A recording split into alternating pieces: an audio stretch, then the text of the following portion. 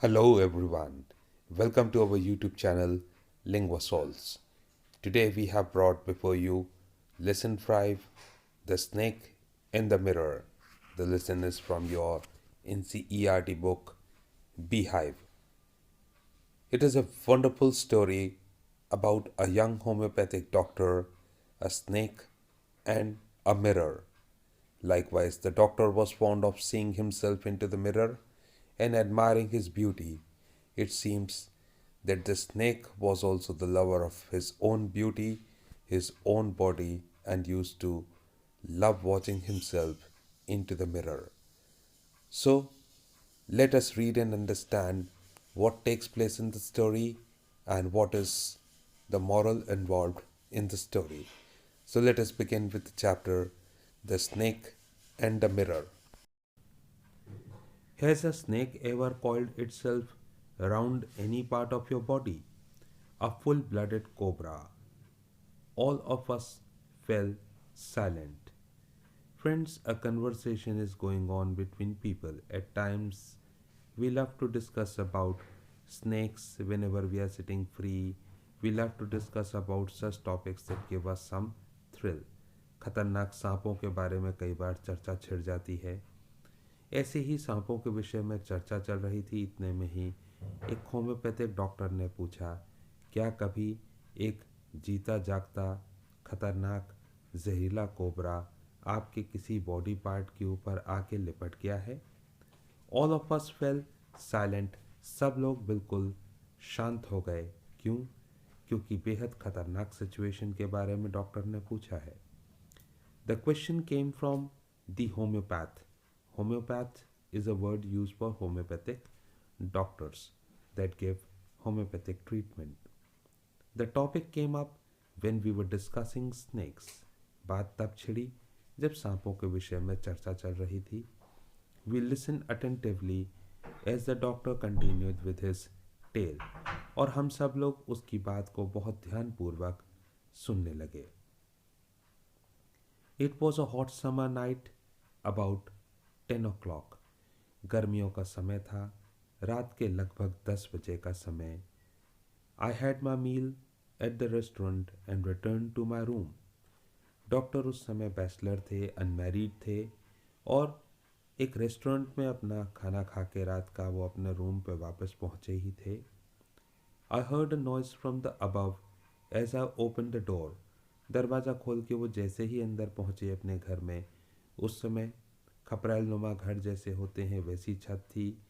पुराने टाइम का story setup लिया गया है, आज के टाइम के मॉडर्न हाउसेस नहीं हैं. और जैसे ही डॉक्टर अपने घर के अंदर घुसे, उन्हें छत पे से कुछ एक आवाज़ सुनाई दी. The sound was a familiar one. और ऐसी आवाज़ उसे पहले भी सुनाई दी थी. One could say that the rats and I share the room. उन्हें लगा जैसे छत पे चूहे वगैरह रहते हैं, खपरेल वाली छत के बीच में जो जगह होती है और जो खुटर पुटर की आवाज़ सुनाई देती है, वैसी आवाज़ उसे फेमिलियर आवाज़ लगी कि शायद चूहे होंगे. I took out my box of matches and lighted the kerosene lamp on the table. माचिस की डिब्बी निकाली और जो टेबल लैम्प रखा है, चिमनी लैम्प, केरोसिन उस समय मिट्टी के तेल वाले लैम्प हुआ करते थे. इलेक्ट्रिसिटी उस समय थी नहीं. और उसने अपना उस केरोसिन लैम्प को जलाया ताकि कमरे में कुछ रोशनी हो सके.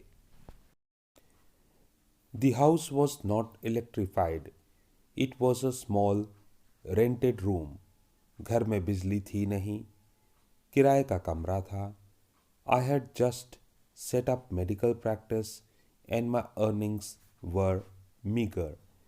डॉक्टर ने अभी अपनी नई नई मेडिकल प्रैक्टिस शुरू करी है, यानी मेडिकल की पढ़ाई पूरी करने के बाद अभी नया नया उसने अपना क्लिनिक खोला है, प्रैक्टिस शुरू करी है और उसकी अर्निंग्स, उसकी कमाई अभी बहुत ही मीगर है. बहुत थोड़ी कमाई है, बहुत कम कमाई है. I had put 60 rupees in my suit case. 60 rupees अभी उसने अपने सूट केस में जोड़े हैं. उन दिनों 60 रुपीज़ काफ़ी होते थे और ज़्यादातर लोग पैसे अपने घरों में ही रखा करते थे. along with some shirts and dhotis. Suitcase में उसके अलावा उसकी कुछ शर्ट और कुछ धोती थी। उस समय ज़्यादातर लोगों का पहनावा इसी टाइप का था। I also possessed one solitary black coat which I was then wearing. मेरे पास एकमात्र काले रंग का कोट था। सॉलिटरी वैसे लोनली को बोलते हैं, लेकिन यहाँ पर एकमात्र, क्योंकि रोज़ एक ही चीज़ पहन पहन के इंसान बोरिंग सा फील करता है, इसलिए सॉलिटरी ब्लैक कोट बोला गया है। विच आई वॉज देन वियरिंग, और उस समय मैं उस काले कोट को पहने हुए था। I took off my black coat, white shirt and not so white vest and hung them up. मैंने अपना काला कोट उतारा, अपनी वाइट शर्ट उतारी और अपनी गंदी सी बनियान जो पहन रखी थी उसे उतार कर टांग दिया। इससे पता लगता है that we take care a lot of about our outward appearance, outward beauty. But what about inside, where nobody generally watches and we are not so clean in the inner side? I opened the two windows in the room. कमरे में दो खिड़कियां हैं, मैंने ताज़ी हवा के लिए उन्हें खोला। It was an outer room with one wall facing the open yard. बाहर के साइड का कमरा है और वो कमरे की खिड़की आंगन की तरफ खुलती है। It had a tiled roof, और जो छत है वो खपरेल वाली है, with long supporting gables that rested on the beam over the wall. जो खपरेल वाली छत है उसमें गैबल्स होते हैं जो ट्रायंगुलर सा हिस्सा बनाते हैं, जिसमें दोनों तरफ छत हमारी स्लैंटिंग में होती है ताकि बारिश का पानी उस पर से स्लिप करके नीचे गिर जाए। Regular traffic of rats to and fro the beam. There was a regular traffic of rats to and fro the beam. उस बीम के ऊपर अक्सर चूहे इधर से उधर चलते हुए नज़र आ जाते हैं, धमा चौकड़ी मचा कर रखते हैं। I made my bed and pulled it close to the wall. मैंने पलंग पर अपना बिस्तर बिछाया और पलंग को घसीट के खिड़की के पास कर लिया, जैसे फोल्डिंग बेड वगैरह होते हैं। जो बैचलर्स अकेले रह रहे हैं, अभी फैमिली लाइफ नहीं जी रहे हैं, ज़्यादातर वो टेम्परेरी अरेंजमेंट ही अपने लिए रखते हैं, जैसे कि हॉस्टल्स वगैरह में जो बच्चे रह रहे हैं, किराए का कमरा लेके कोई अकेले रह के बाहर नौकरी कर रहा है, तो वो अपने पास बेयर मिनिमम कंफर्ट के सामान रखते हैं। I lay down but I could not sleep. मैंने लेटने की कोशिश करी बट नींद नहीं आ रही थी। I got up and went out to the verandah for a little air, क्योंकि गर्मी लग रही थी, बाहर से अभी आप आए हैं, बॉडी वार्म होती है, धीरे धीरे थोड़ी देर रेस्ट के बाद बॉडी कूल डाउन होगी। But the wind god seem to have taken time of.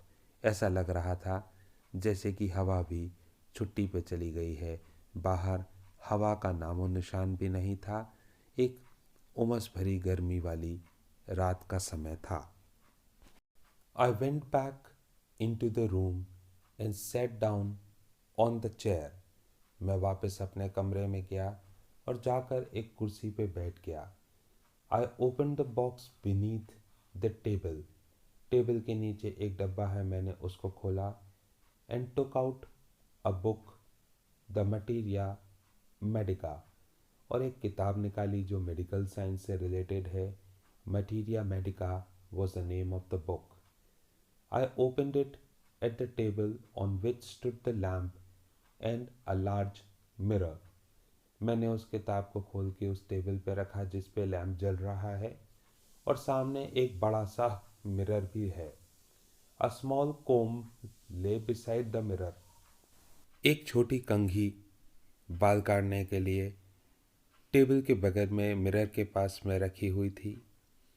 One feels tempted to look in to a mirror when it is near one. अगर सामने शीशा हो, दर्पण हो, तो इंसान अपने आप को उसमें देखे बिना रह नहीं पाता। आई टुक अ लुक मैंने भी अपने आप को शीशे में निहारा। In those days I was a great admirer of beauty and I believed in making my self look handsome. Doctor बताते हैं कि वो मेरी यंग एज के दिन थे। मैं अपने आप को सजा संवार के रखने में, हैंडसम बना के रखने में विश्वास करता था। एक्चुअली शादी अभी हुई नहीं है और उसको कहीं ना कहीं ये एक प्राउड फीलिंग है कि मैं तो एक पढ़ा लिखा डॉक्टर हूँ। उस ज़माने में हाईली क्वालिफाइड लोग और वो परसेंटेज ऑफ पॉपुलेशन के हिसाब से कम होते थे, तो कहीं ना कहीं एक एरोगेंस या सुपीरियॉरिटी की फीलिंग थी, एक घमंड या अभिमान की भावना कि मैं औरों से अधिक पढ़ा लिखा, काबिल हूँ, सुंदर हूँ और एक अच्छे मैच की चाहत रखता हूँ कि कोई अच्छी लड़की से ही उसकी शादी भी होगी। I was unmarried and I was a doctor. I felt I had to make my presence felt. मुझे लगता था कि मेरे लुक्स हमेशा अच्छे होने चाहिए, बाहर जनता के बीच में मेरी मौजूदगी का एहसास होना चाहिए, मेरी एक शख्सियत होनी चाहिए, पहचान होनी चाहिए और एक अच्छा इम्प्रेशन पड़ना चाहिए। I picked up the comb and ran it through my hair and adjusted the parting so that it looked straight and neat.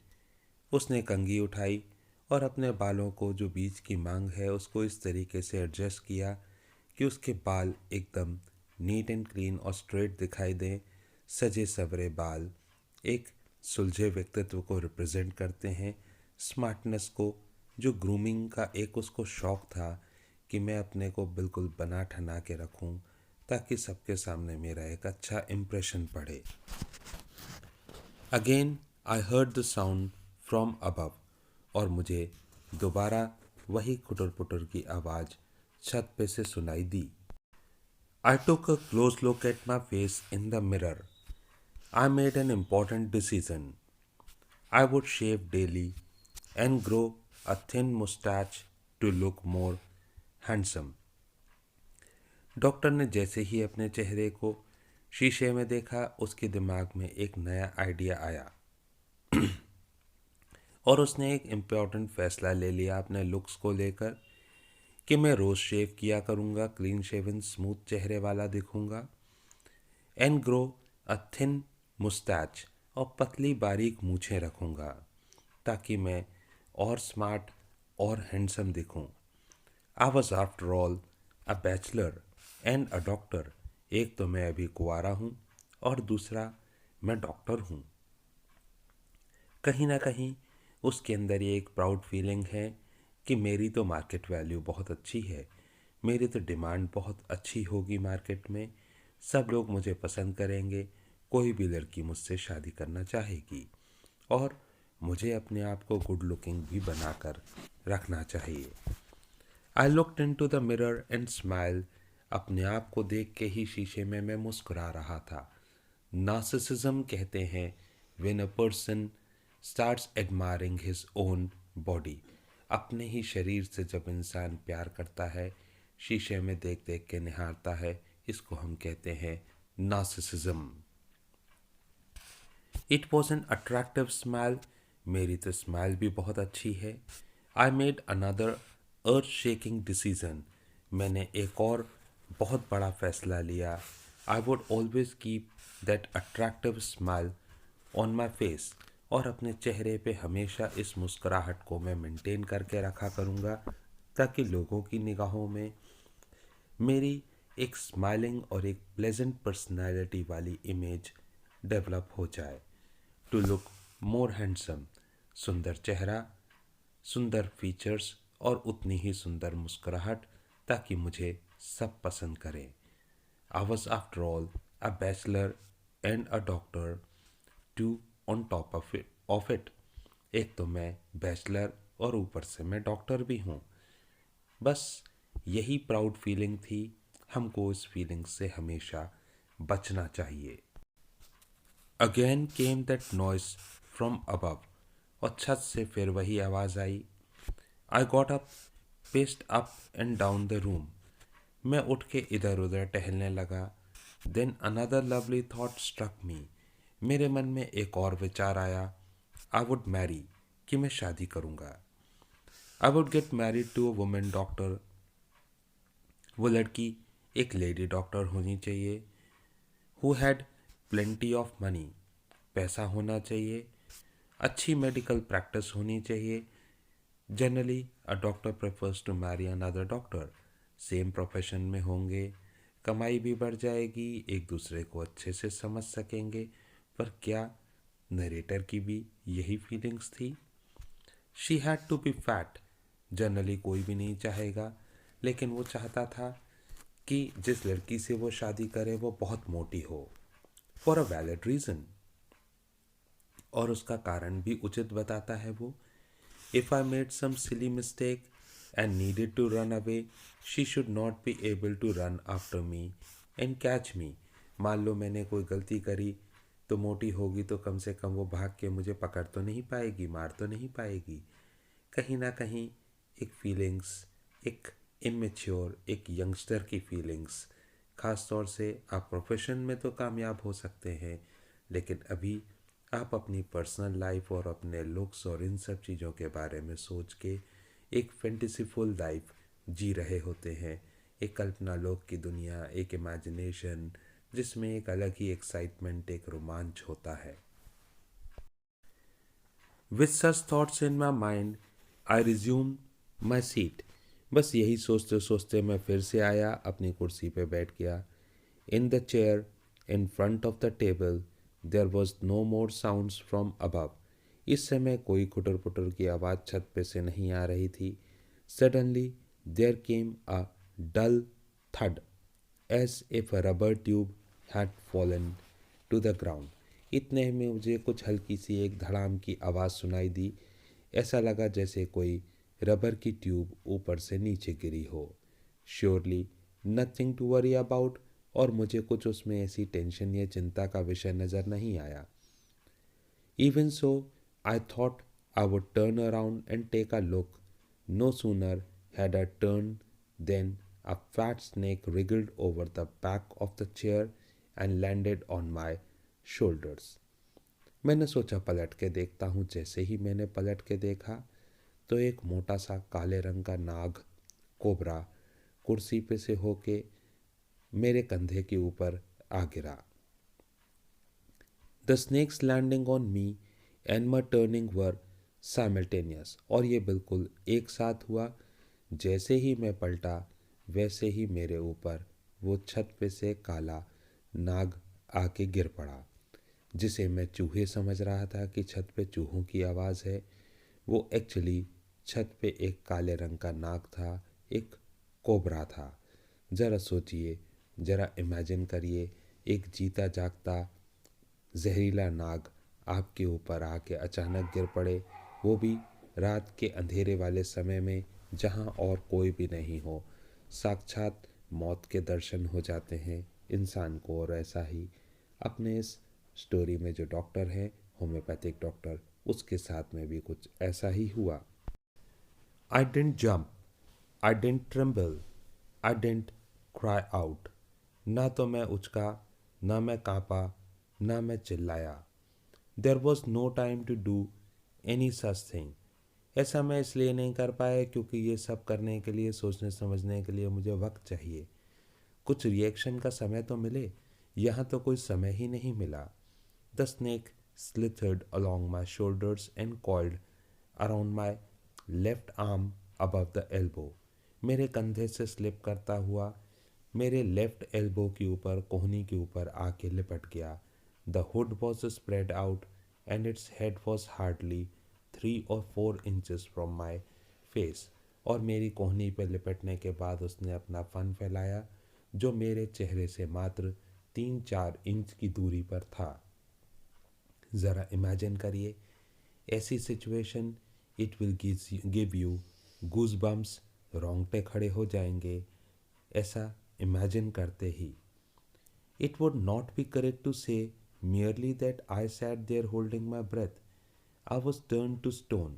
ऐसा नहीं है कि मैं सांस रोके हुए बैठा था, बल्कि ये कह लीजिए कि मैं पत्थर का हो गया था, बिल्कुल स्तब्ध, extremely shocked and scared. But my mind was very active. लेकिन मेरा दिमाग काम कर रहा था। एक कहावत होती है, विनाश काले विपरीत बुद्धि। जो लोग मुसीबत के समय अपना मानसिक संतुलन खो बैठते हैं वह हार जाते हैं।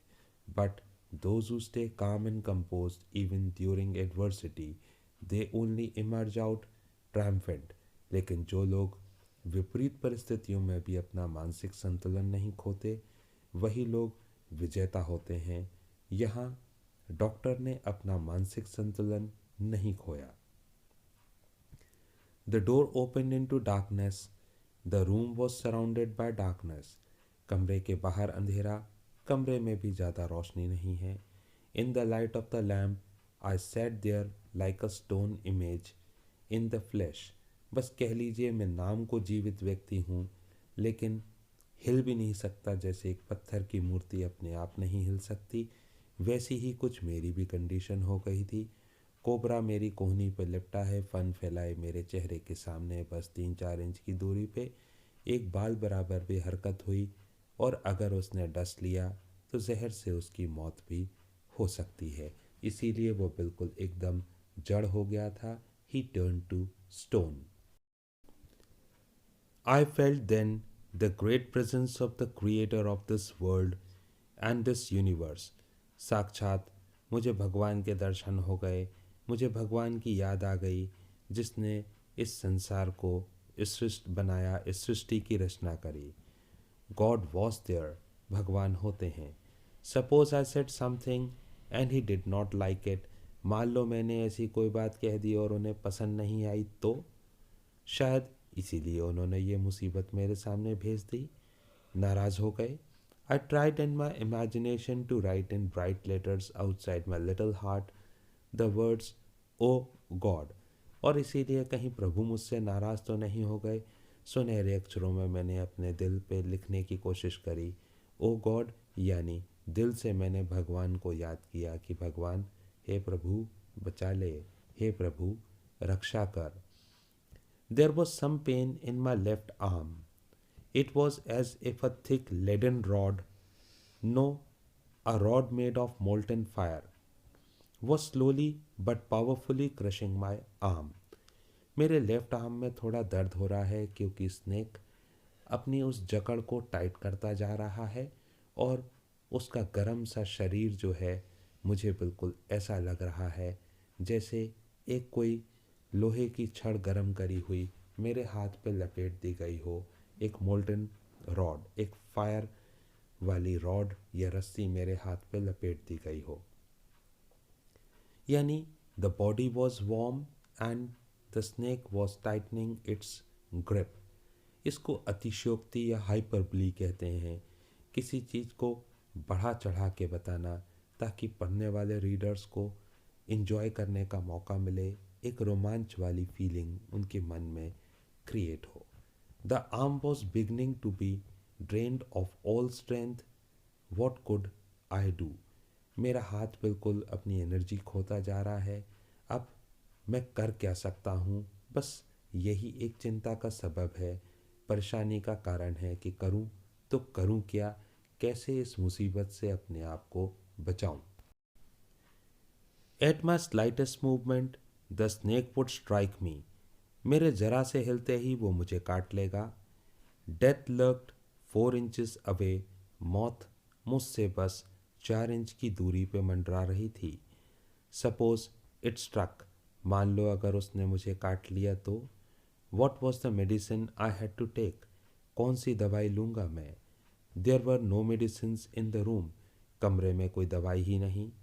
आई was but a poor foolish and stupid doctor. आखिर मैं हूँ क्या, एक बेचारा गरीब मूर्ख सा डॉक्टर। सारी हेकड़ी निकल गई जो अभी तक अपने अभिमान की एक फीलिंग थी। After all I am a young doctor, a bachelor, a handsome looking doctor. But when he sees the death in front of him, now he forgets everything. प्रभु की शक्ति के आगे फिर अपनी सारी शक्तियाँ इंसान को बेकार लगने लगती हैं, मौत के आगे सब कुछ छोटा लगने लगा। I forgot my danger and smile feebly at my self. एक पल को मैं अपना सारा खतरा और मुझे अपने ऊपर ही हंसी आने लगी। मैं मन मन मुस्कुरा रहा था, smiled feebly at my self. किस चीज़ पे मुस्कुरा रहा था? उसे अपनी गलती का एहसास हो गया कि हम अपने आप को कैसे सर्वशक्तिशाली समझने लगते हैं, घमंड करने लगते हैं, लेकिन हम कुछ भी नहीं। It seemed as if God appreciated that. और शायद भगवान को मेरी ये साफ स्वच्छ सोच पसंद आई। The snake turned its head. Snake ने अपना मुंह दूसरी ओर घुमाया। It looked in to the mirror. और सामने शीशा था, उसे शीशे में अपने रिफ्लेक्शन नजर आया, कांच में, दर्पण में। And saw its reflection. I do not claim that it was the first snake that had ever looked in to the mirror. Narrator कहते हैं, मैं इस बात का दावा तो नहीं करता कि शायद ये पहला स्नेक होगा जिसने अपने आप को शीशे में देखा हो, but it was certain that the snake was looking in to the mirror. But ये श्योर है कि स्नेक मिरर में देख रहा था। Was it admiring its own beauty? क्या वह भी अपनी सुंदरता को निहार रहा है? Was it trying to make an important decision about growing a moustache? क्या वो भी मेरी तरह मूछें रखने की सोच रहा है? और using eye shadow and mascara, या फिर आँखों के ऊपर जो कलर लगाते हैं वो, या लेडीज़ जो मस्कारा लगाती हैं, काजल वगैरह लगाती हैं। अगर वो मेल है तो मेरी तरह मूछें रख के हैंडसम दिखने की सोच रहा है, और अगर ये फीमेल स्नेक है तो शायद एक लड़की या लेडी की तरह अपने को ब्यूटीफुल बनाने के लिए शीशे में देख रहा है कि मैं क्या कर सकता हूँ, क्या नहीं। और wearing a vermilion spot on it's forehead, या माथे पे कहीं सिंदूर विंदूर लगाने की तो नहीं सोच रहा, जैसे कि नरेटर भी शादी करने के विषय में सोच रहा था। क्या स्नेक के मन में भी यही सारे विचार हैं? क्या इसीलिए स्नेक अपने आप को शीशे में निहार रहा है? I did not know anything for certain. मुझे निश्चितता से कुछ नहीं मालूम। What sex was this snake? कि ये मेल था या फीमेल स्नेक था? वॉज इट मेल और female? I will never know. और शायद मुझे ये बात कभी पता भी ना लग पाए।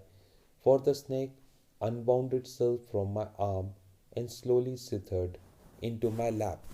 उसने मेरी कोहनी पे जो लिपटा हुआ था वहाँ से अपनी पकड़ ढीली करी और धीरे से सरकता हुआ, स्लिथर करता हुआ मेरी गोदी में आ गया। From there it crept in to the table and move towards the mirror. और रेंगता हुआ शीशे के सामने चला गया।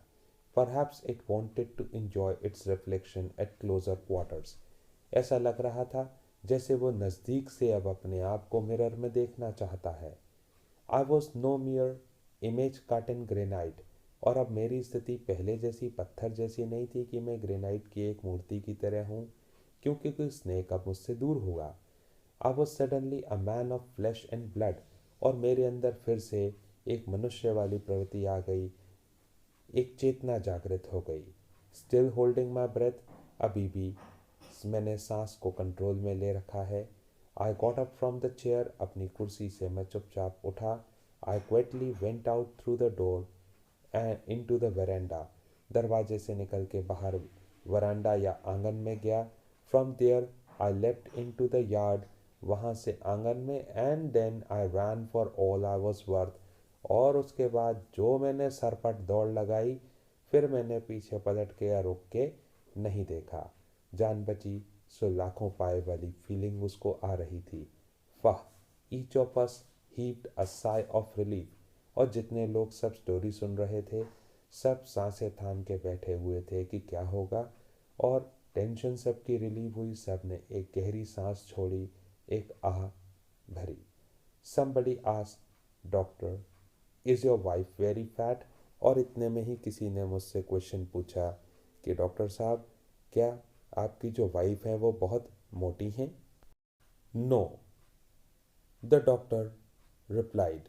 और the doctor said, God willed otherwise. प्रभु की इच्छा कुछ और ही थी।